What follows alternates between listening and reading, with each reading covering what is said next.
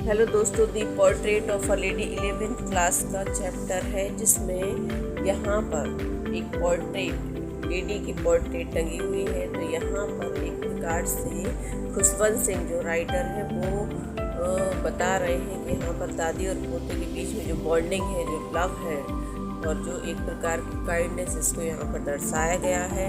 यहाँ पर राइटर अपनी दादी के साथ रहता है। उसकी दादी कुछ छोटी है, मोटी है, झुकी हुई है और उनकी कमर झुकी हुई है, बाल सफ़ेद है, वो सफ़ेद कपड़े पहनती है, मंत्रों पर चैंटिंग करती रहती है, कुछ मन बताती रहती है। यहाँ पे ऑथर अपनी दादी के साथ रहता है। वो अपनी दादी के साथ स्कूल जाता है। उसकी दादी उसे रास्ते में संतों और देवताओं की कहानियाँ सुनाती हैं। ऑथर को ये सब कुछ बहुत अच्छा लगता है। लेकिन जब ऑथर बड़ा हो जाता है तो फिर वो इंग्लिश मीडियम स्कूल में पढ़ने लगता है। इंग्लिश मीडियम स्कूल में वहाँ पर सब्जेक्ट साइंस और म्यूजिक रहता है। लेकिन दादी को ये लगता है कि जो लोग भी म्यूजिक सिखाते हैं तो वो अच्छे लोग नहीं होते हैं, इसलिए दादी और ऑथर के बीच में दूरियां बढ़ने लगती हैं। लेकिन इसका मतलब ये नहीं है कि दादी म्यूजिक से नफरत करती है। फिर दादी अपने रोज़ की तरह स्पैरो को खाना खिलाती है और जब भी ऑथर को स्कूल छोड़ने जाती है तो रास्ते में डॉग्स को रोटी लेके जाती है। वो अपने वहीं पास एक मंदिर रहता है, वहाँ पे मंत्रों का चैंटिंग करती रहती है। ऑथर अपना पढ़ता रहता है। लौटते समय दादियाँ ऑथर को लेके आ जाती हैं। लेकिन धीरे धीरे ऑथर जब बड़ा हो जाता है तो ऑथर इंग्लिश मीडियम के कारण दादी को कुछ समझ में नहीं आता है, वो पढ़ा नहीं पाती हैं। उन लोगों के बीच में दूरियाँ बढ़ती जाती हैं।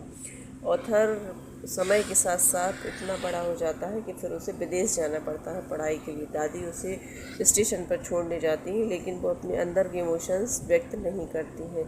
5 साल बाद ऑथर जब वहाँ से अपनी पढ़ाई कंप्लीट करके आता है तब दादी उसे देखकर बहुत खुश होती है और एक पुराने घर में पड़े हुए ड्रम को वह बजाती हैं, लोगों को बुलाती हैं, गाना गाती हैं। लेकिन अचानक गाना गाते गाते दादी की तबीयत बहुत ख़राब हो जाती है।